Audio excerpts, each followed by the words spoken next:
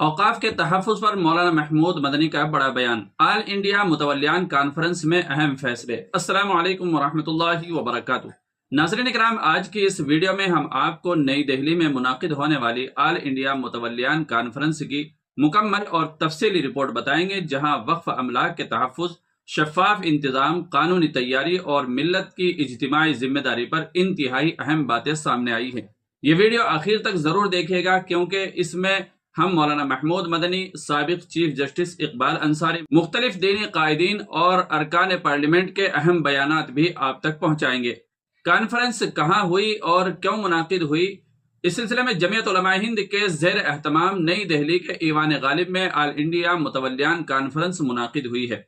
اس conference میں ملک بھر سے 500 سے زائد متولیان، علماء کرام، ماہرین قانون، سماجی رہنما اور عوامی نمائندوں نے شرکت کی ہے۔ اس کانفرنس کا بنیادی مقصد وقف ایکٹ 2025 کے پس منظر میں وقف املاک کے تحفظ کے لیے مؤثر حکمت عملی تیار کرنا، قانونی تیاری کو مضبوط بنانا، انتظامی شفافیت پیدا کرنا اور عوام میں بیداری پیدا کرنا تھا۔ ناظرین اکرام، کانفرنس کی صدارت سید شاہ حافظ محمد علی حسینی سجادہ نشین درگاہ حضرت خواجہ بندہ نواز گیسو دراز گلبرگہ شریف نے کی ہے۔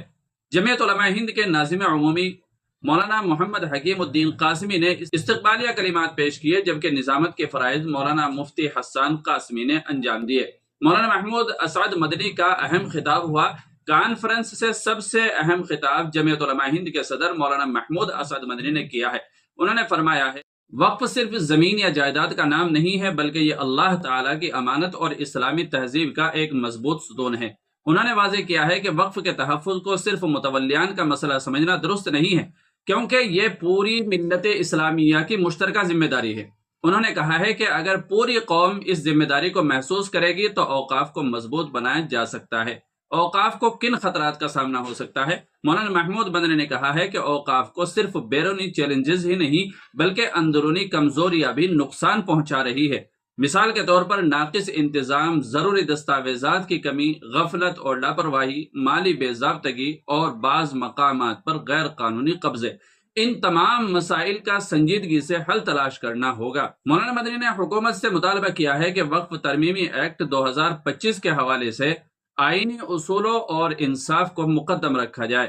انہوں نے کہا ہے کہ انصاف کسی پر احسان نہیں ہے، بلکہ ریاست کی سب سے بڑی طاقت ہے، اور قانون اسی وقت قابل احترام رہتا ہے جب وہ سب کے لیے برابر ہو۔ مولانا مدنی نے تمام متولیان کو چند انتہائی اہم ہدایات بھی دی ہے۔ انہوں نے کہا ہے کہ وقف املاک کا مکمل ریکارڈ محفوظ کریں، تمام دستاویزات کو ڈیجیٹل شکل میں محفوظ کریں، ہر ادارے میں مالی شفافیت قائم کریں، باقاعدہ آڈٹ کروائیں، ناجائز قبضوں کے خلاف قانونی کارروائی کریں، اور اداروں میں صرف موصوریت کو فروغ نہ دے بلکہ اہلیت اور دیانت کو ترجیح دے۔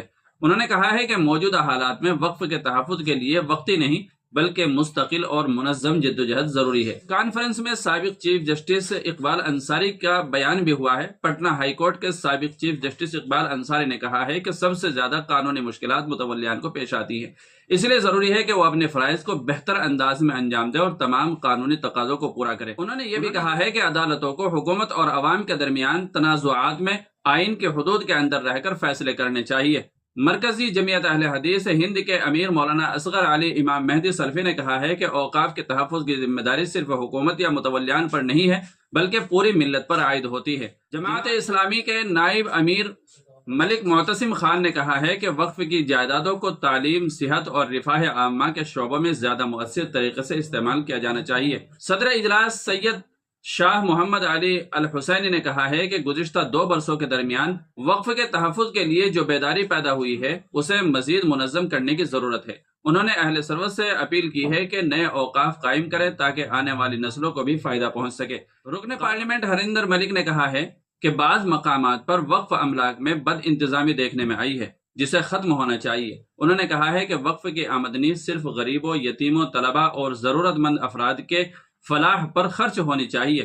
رکن پارلیمنٹ مولانا محب اللہ ندوی نے مشترکہ جدوجہد کی ضرورت پر زور دیا ہے، جبکہ رکن پارلیمنٹ عمران مسعود نے کہا ہے کہ مذہبی اداروں اور ان کے املاک کے تحفظ کے لیے تمام مذاہب کے لوگوں کو مل کر آواز اٹھانی چاہیے۔